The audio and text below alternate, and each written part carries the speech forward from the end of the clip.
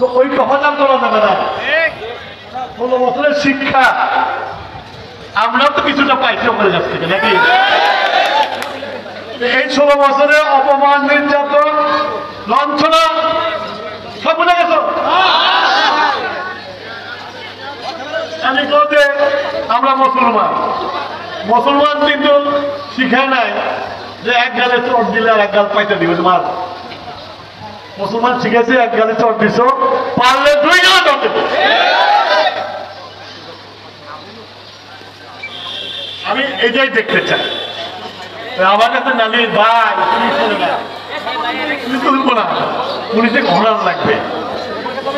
আর একটা কথা, আমি এখানে প্রশাসনের লোক তো নাই, আর বেশিরভাগ তো আওয়ামী লীগের লোক। তা বলে দিতেছি, আওয়ামী লীগের আমলে যেসব পদের সৃষ্টি হয়েছে এবং চাকরির প্রসেস হয়েছে, তাদের চাকরি যদি এখন হয়, এখন যোগ দিতে আসে, সেটা জনগণের কাছে গ্রহণযোগ্য হবে না। এবং আমি নেতা বলে দিলাম, কোন অফিসে যদি আওয়ামী লীগের কোন চাকরি হয় প্রতিহত করতে হবে। এবং প্রশাসনকে খুব পরিষ্কার ভাষা বলে দিতে চাইছি, আওয়ামী লীগের কেন চাকরি করার অধিকার নাই। আওয়ামী লীগ চাকরি করতে পারবে না। 16 বছর খাইছো, দেশটারে লুট করে দেশে পোকলা করে দিয়ে চলে গেছো। আমি কয়দিন আগে একজন উপদেষ্টার কাছে গেছিলাম, সে আমাকে দেখালো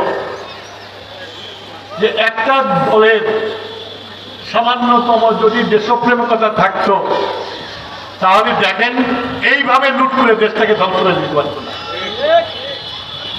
এত টাকা আসতেছে আমাদের, তাদের যে ঋণ, এই ঋণ শোধ করতে করতে আমাদের টাকার কোনো রিজার্ভ রাখতে পারতেছি না। মোটরসাইকেল এগুলো নিশ্চয়ই স্বেচ্ছাসেবক আদালত ছাত্র দলের যুবদল, এগুলো আইসে পরে আবার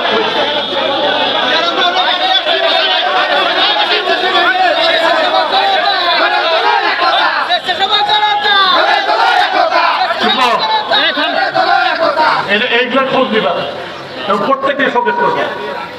যাই হোক, শোকেস করবা, যেই চাইছে আমার হাওড় মাঝে গেছি মিটিং নষ্ট করার জন্য।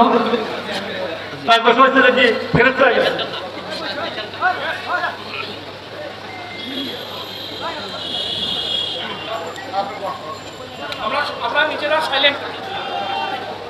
তাই আমি আপনাদের বলতে চাই, প্রশাসন তোমাকে কারো মামুল লাগে না, প্রশাসনকে তোমাদের চালাইতে হবে।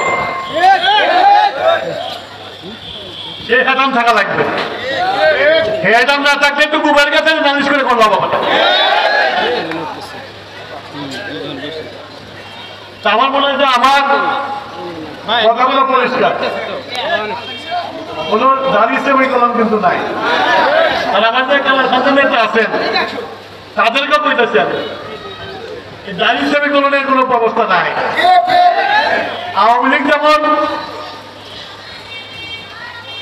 একবারে সার্জারি করছে আমাদের, এরকম আমাদেরও সার্জারি করতে হবে। ওতে গাতে যে মিছিল বাই করবো, মিছিল যদি বাই করে তাহলে যে বুঝে যায় জীবনে কত বড় ভুল করছে। এটা আমার তোমাদের প্রতি নির্দেশ। আমি বললাম না যে আমি বাঙালি, আমি মুসলমান, আমি মুসলমানের তো বাদ দিয়ে বাঙালি হবো না, আমার বাঙালির তো বাদ দিয়ে মুসলমান হবো। সুতরাং ওরা যা করছে, আল্লাহ যে কিছু সহ্য করে না, অন্যায় যে সহ্য করে না, হাসিনা তার হুকুমে 16 বছরে আমাদের যত নির্যাতন করছে,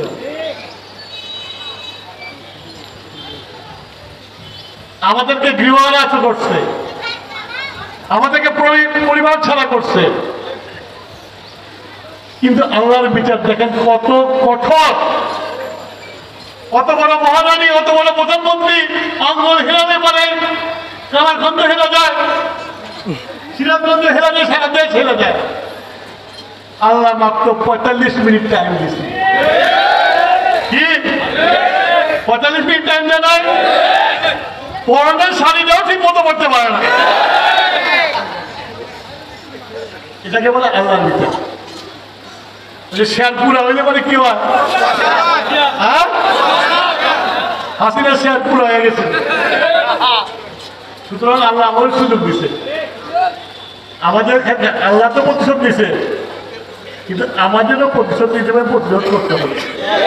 এটা মনে রাখতে হবে, ভুলে গেলে চলবো না যে ভাই ও আমার মামা তো ভাই, ওটা হতো ভাই, কোনো ক্ষমা নাই। বিশেষ করে কামারখন্দে নির্যাতন করছে, যে বিএনপির সভাপতি বন্ধু বাদ পড়ে নেই বাইরে।